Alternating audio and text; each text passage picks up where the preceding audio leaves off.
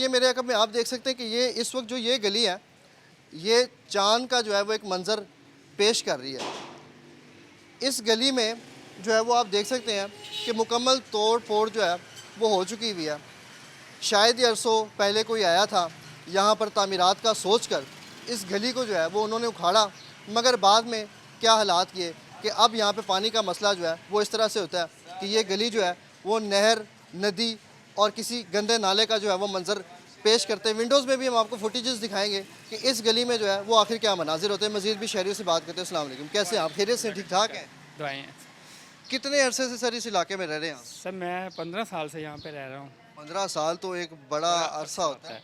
तो यहाँ पे ये आए रोज़ यही मसला होता है कि ये सीवरेज की बुसीदा लाइनें हैं, ये बंद हो जाती हैं और आगे भी हमारा मेन लाइन है वो भी डैमेज हो चुकी है, उससे भी पानी नहीं प्रॉपर गुजर रहा। तो जैसे ही वो आगे मेन लाइन में ब्लॉकेज शुरू होती है तो ये जो लाइनें हैं ना, गटर जो है उबलना शुरू कर देते हैं। ये हत्ता कि ये है कि पीछे भी आबादी का सारा पानी जो है ना वो इस मेन गली में आता है और इस गली में से बुज़ुर्ग भी गुजरते हैं, नमाजी भी गुजरते हैं, बच्चे भी स्कूल जाते हैं, मैं ख़ुद भी ऑफिस जाता हूँ, आता हूँ, घर की ग्रोसरी के लिए भी निकलता हूँ। लेकिन ये पानी इतना ज़्यादा होता है कि गुजरना मुश्किल हो जाता है।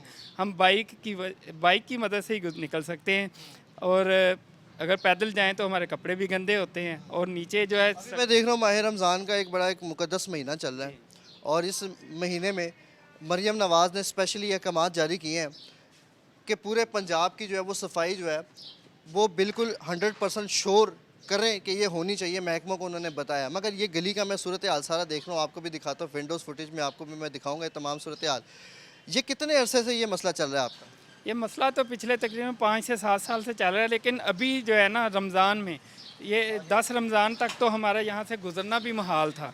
ये जितने भी गटर्स हैं ना ये सारे मेन होल उबल रहे थे और यहाँ पे कम से कम जो है ना 1 फुट तक पानी जो है गली में जमा हो जाता था।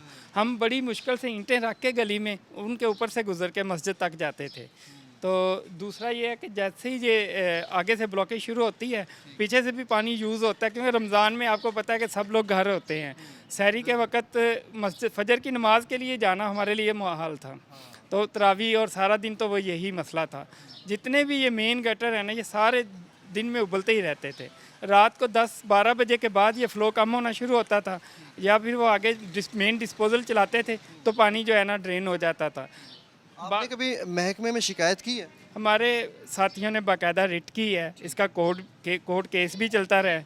तो अभी लास्ट वीक में हमारा कोर्ट केस था, तो एक दिन पहले इन्होंने ला के बाहर ड्रेन की मोटर रख दी है जिससे कि थोड़ा सा जो है ना पानी कम नज़र आए। जी, लेकिन ड्रेन की मोटर रखना एक हल तो नहीं है ना, वो तो एक जो है वो वक्ती तौर के ऊपर जो है पानी को आउट करना है, ऐसा ही है? जी वो तो टाइम बीइंग है, लेकिन जैसे ही वो पानी का फ़्लो पीछे से बढ़ता है वो ड्रेन बंद करके चले जाते हैं तो फिर ये गलियां वैसी की वैसी ही हो जाती हैं और ये गली सारी टूट फूट का शिकार हुई है। पहले से सुई गैस वाले आए हैं, उन्होंने उखाड़ी है, फिर इसके बाद इन्होंने दोबारा जो है ना पानी के खड़े होने से जो सुई गैस के खड्डे थे और बाकी जो था मसला, क्योंकि ये जगह नरम हो चुकी हुई है। ये जो मेन होल आप अगर दिखाएं तो ये साइडों से भी ये खोखला हो चुका हुआ है, ये किसी भी वक्त ब्लास्ट कर सकता है। ये जी बड़ी ख़तरनाक सूरत हाल से इन्होंने हमें आगाह किया और इन्होंने हमें बताया कि ये जो इस टाइम ये गली है इसे खोखली हो चुकी है, किसी भी टाइम ब्लास्ट कर जाए। मैं आपको मज़ीद एक चीज़ बताऊं कि यहाँ पर इस आबादी में जो है वो छोटे मासूम बच्चे भी रहते हैं